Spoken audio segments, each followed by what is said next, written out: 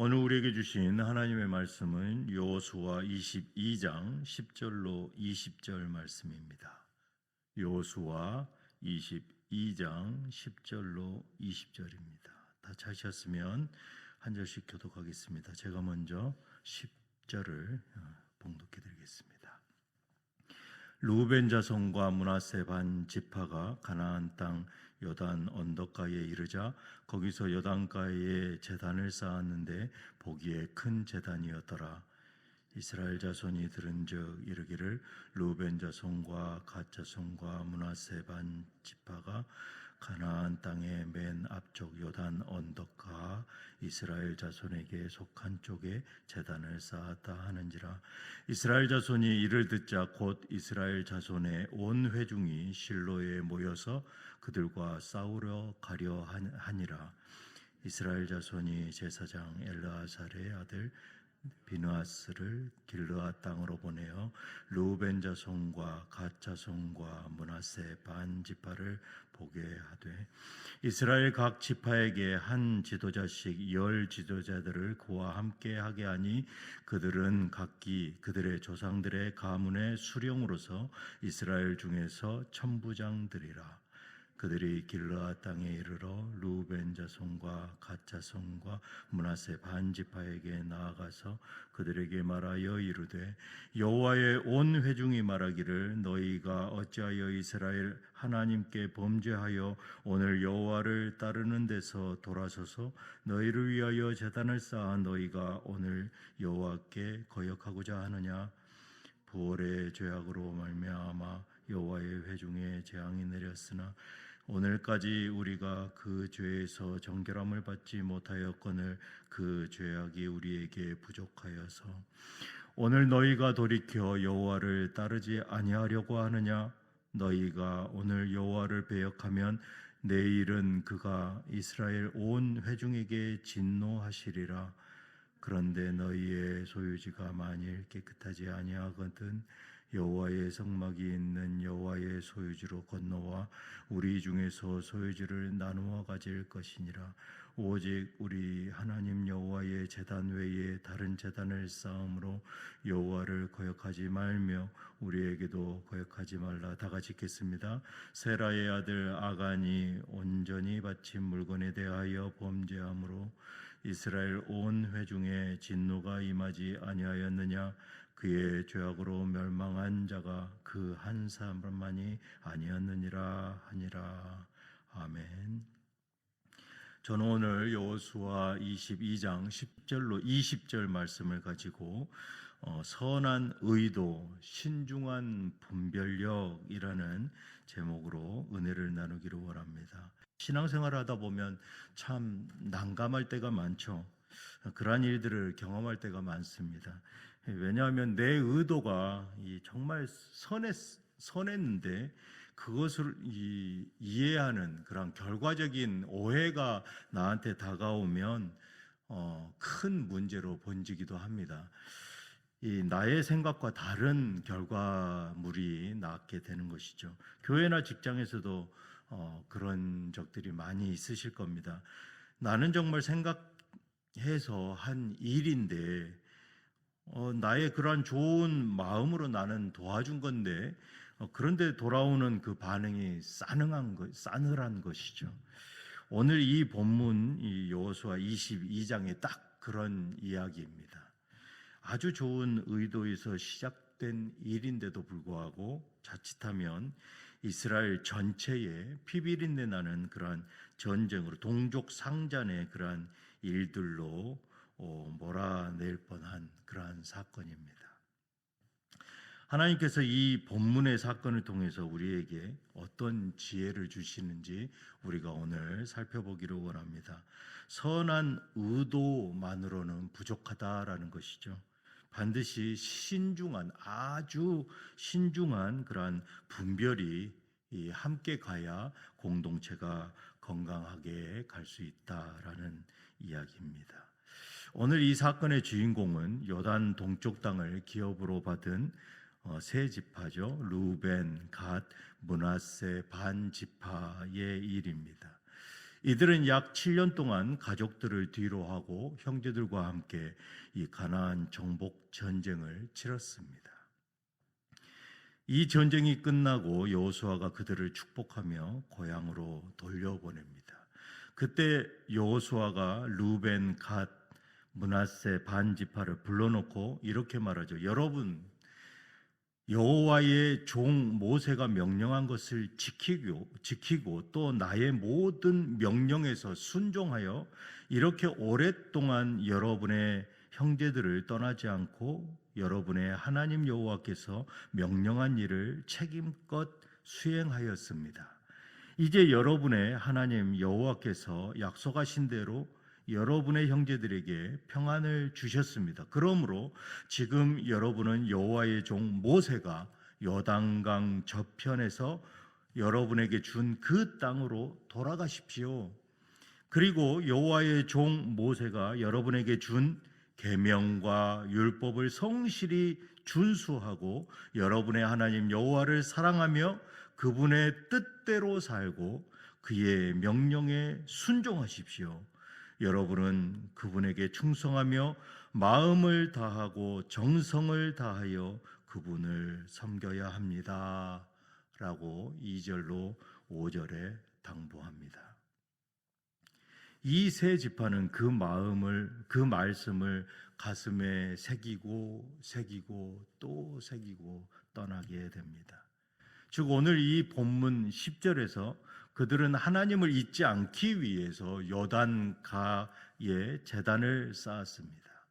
그런데 그들은 그토록 보기에 큰 제단을 쌓은 것은 하나님을 잊지 않으려 했던 그 순수한 신앙심에서 나오게 된 행동이다라는 것이죠. 사실은 우리는 먼저 그것을 기억해야만 합니다. 이 순수한 마음, 하나님을 잊지 않으려는 그 충정인 것이죠.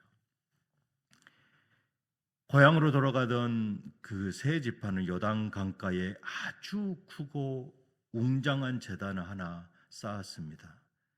그들의 마음은 이런 것이었습니다. 나중에 세월이 흘러서 서편 사람들이 우리 후손들에게 너희는 요단강 건너편에 사니까 우리랑 이제 상관없어 라고 하면 어떡하지? 이러한 불안감이 있었던 것이죠. 그래서 우리도 하나님을 섬기는 한 가족이다라는 것을 증명할 신앙 공동체의 증거물을 세운 겁니다. 그들의 의도는 정말 훌륭합니다. 그리고 순수했습니다. 그들은 진정으로 다음 세대의 신앙을 걱정했던 것이죠. 하지만 문제는 바로 그 방법에 있었다라는 것입니다. 제단의 모양이 커도 너무 컸던 것입니다. 이것이 오해를 일으켰고 분란의 불씨가 되었다라는 것이죠. 이 소식을 들은 서편 지파가 어떻게 반응합니까? 즉각적으로 군대를 모으고 그들의 형제 지파들과 싸울 준비를 합니다. 그런데 그들은 왜 이렇게까지 예민하게 반응하는 것일까요? 그 이유가 있었습니다. 그들은 죄가 공동체 전체를 얼마나 위험하게 만드는지를 이미 알고 있기 때문입니다. 그 죄가 무엇입니까? 첫 번째로 부활의 죄악입니다. 17절에 부활의 죄악으로 말미암아 여호와의 회중에 재앙이 내렸으나, 바알 부활 사건 때 이 우상 숭배로 인해서 얼마나 많은 사람들이 죽었는지 그들은 기억하고 있었던 것이죠. 그리고 두 번째로 아간의 범죄입니다. 20절에 세라의 아들 아간이 온전히 바친 물건에 대하여 범죄함으로, 아간 한 사람의 그 죄가 이스라엘 전체가 아이성에서 패배했던 그 쓰라린 아픔, 그들은 잊지 않고 있었습니다. 서편 지파의 이 분노는 공동체의 거룩함을 지키려는 그 거룩함과 영적 정결함에 대한 공분이었습니다. 너희가 죄를 지으면 우리 모두가 하나님의 진노 아래에 놓이게 된다라는 것이죠. 여기서 우리가 묵상해야 될 아주 중요한 포인트가 있습니다. 바로 신중한 분별력입니다. 서편 지파는 화가 머리 끝까지 났고 전쟁 준비까지 마쳤지만 곧바로 칼을 휘두르지는 않았습니다. 그들은 먼저 대화의 자리를 마련합니다. 제사장 비느하스와 각 지파의 지도자들을 보내서 왜 이런 일을 해야만 했는지 물었던 것입니다. 비느하스가 누구입니까? 죄에 대해서는 누구보다 단호하게 심판했던 그러한 자. 그러한 비느하스조차도 먼저 말을 듣고 확인하고 대화하는 그러한 신중함, 아주 성숙한 분별력을 선택했다라는 것이죠. 만약 이들이 사실 확인도 없이 분노에 휩쓸려서 공격했다면 이 훗날 어떻게 됐을까요? 이스라엘은 아마도 내전으로 인해서 동족 상잔의 비극 속에 빠져들었을 것입니다. 그것은 훗날 계속되는 전쟁으로 이어졌을 것이 불보듯 뻔합니다. 하지만 지도자의 그 신중함이 공동체의 파멸을 막았다라는 것입니다. 우리는 이 말씀을 통해서 이 중요한 영적 교훈을 찾을 수 있는데, 첫 번째로 우리의 신앙이 단순히 그러한 선한 의도만으로 머물지 않고 신중한 분별과 성숙한 소통으로 이어져야 한다라는 것입니다. 동쪽 지파는 다음 세대를 위해서 제단을 쌓았습니다. 그 마음은 누가 보아도 아주 소중한 마음입니다. 그 방식이 공동체에 오해를 불러 일으킬 수 있다라는 점을 그들은 관가한 것이죠. 우리 역시 아무리 좋은 뜻으로 시작한 그러한 일이라 할지라도 지혜롭게 분별력이 있게 해야 한다라는 것입니다. 그게 따르지 않으면 본의 아니게 공동체에 혼란을 야기한다라는 것입니다. 우리는 이것을 늘 경계해야 한다라는 것입니다. 반면에 서쪽 지파는 공동체의 거룩함을 사수하려는 그러한 단호한 열심을 가졌었지만 감정에 휩쓸려서 바로 전쟁을 불사하는 그러한 칼을 휘두르는 일보다 먼저 그들을 대화의 자리로 끌어내고 확인하는 데에 신중함을 거듭하였다라는 것입니다. 이것이 바로 공동체를 살리는 성숙한 신앙의 모습인 것입니다. 인생을 살아가다 보면 오해가 생길 때가 많죠.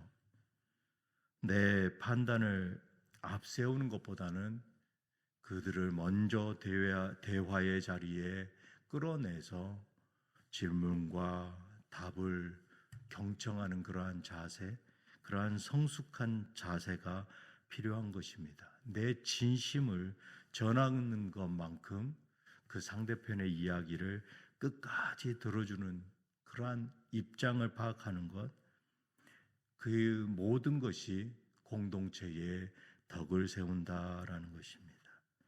우리가 이처럼 선한 마음을 가지고 신중한 태도까지 행할 때에 하나님께서는 우리 사이의 갈등을 평강으로 바꾸는 그러한 귀중한 영적 공동체로 세워 나가실 것입니다.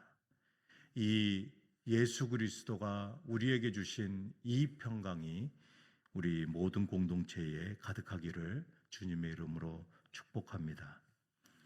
이제 말씀을 맺겠습니다. 사랑하는 뉴장의 모든 성도 여러분, 오늘 이 여호수아 22장은 선한 뜻을 품은 그 마음과 그것을 신중하게 분별하는 그 마음, 우리는 보게 됩니다.